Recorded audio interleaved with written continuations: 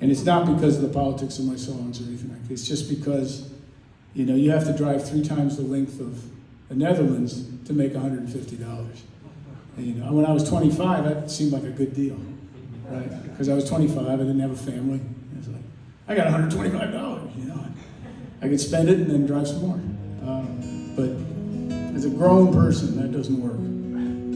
Plus, we don't have any of those ferries. So every time you come to a river, you have to take everything out of the car, float it across, drive the fucking car through the river, hope it makes it, put the stuff back in the car, put the donkeys back on top of the car. When I was in grade school, I don't know what you call primary school, elementary school, you're like 8, 9 years old. Yeah. I was in school and they did a thing on the Donner Party. You know where they were?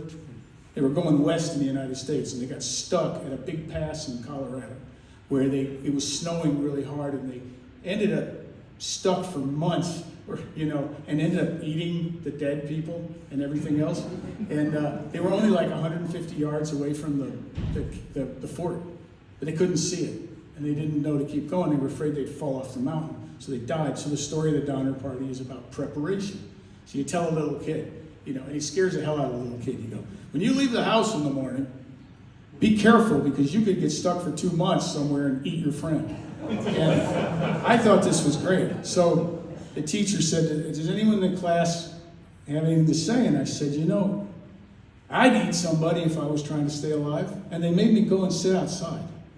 And I never thought I did anything wrong, and I still don't, you know, because, I mean, I'm a pretty good cook. So, I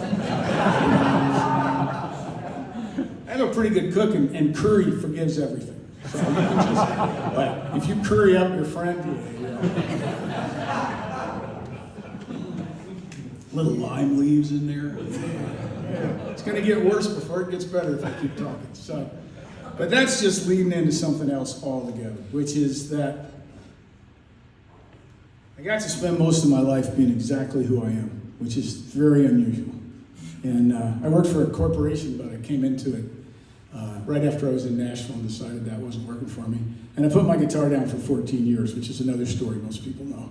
And when I came back to it, the reason I came back to it was I was working for that corporation, and we were raising children. The kids had gotten to the point where they didn't really want to hear anything from me anymore.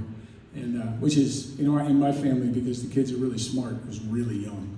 And so I was up in Nashville, and we live in Signal Mountain, which is 3 miles south of Nashville, right on the edge of the Tennessee border. And I was up there doing some work for the company. And when I came back, Leslie had taken the, so I was going to do it again. I was going to say my wife, and then just a random name, but I decided not to. So Leslie took a closet, took everything out of it. You could stand up in it and put a desk in it. Put a desk and a pad of paper and my old Mossman guitar that I played for years and a pencil, and just said, look, what the hell are you doing? Why aren't you writing songs? And so it's a pretty touching thing because I was making a lot of money. And you know, he was going to offer me an opportunity to get very, very poor very, very quickly. So I thought that was a sign of love. But I guess what I'm here to say is that I've had a lot of different things happen to me over the years. And in a weird sort of way, I ended up like the luckiest guy in the world. So for those of you who wonder if just because I'm grumpy, I'm also optimistic and I'm generally happy. But I try not to let on too much. It gets in the way.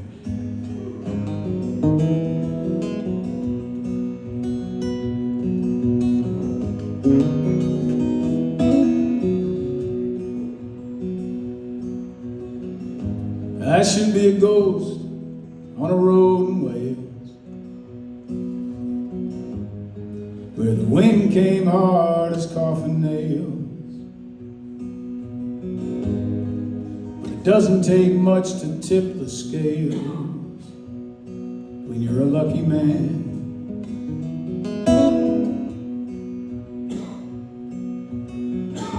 I'm on a plane from Amsterdam to Aberdeen. Sky's bigger than any sky I've ever seen. Well, I don't know much, but I know what that means. I'm a lucky man.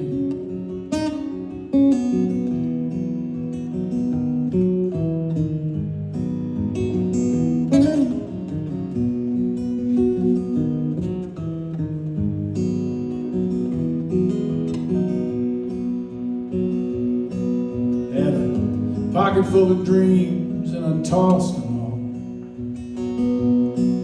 Had a few good friends until I lost them all.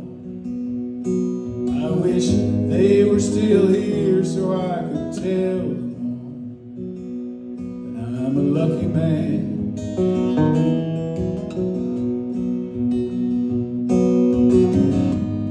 My dogs, they never live long enough.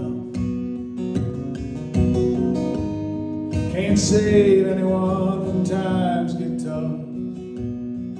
So I hold on with both hands a little too much, 'cause I'm a lucky man. God damn, I'm a lucky man.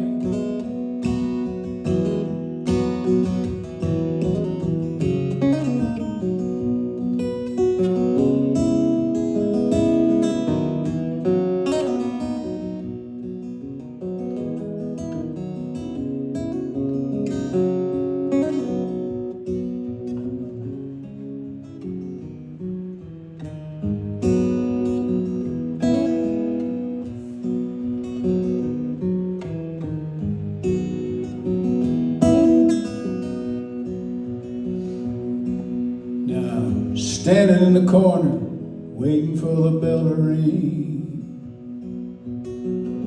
Tell myself I'm not afraid of anything, 'cause I'm a dead man standing with a song to sing, and I'm a lucky man.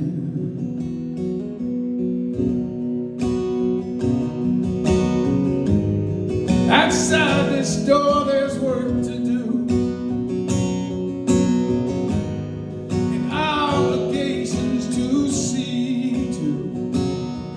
should I die for love?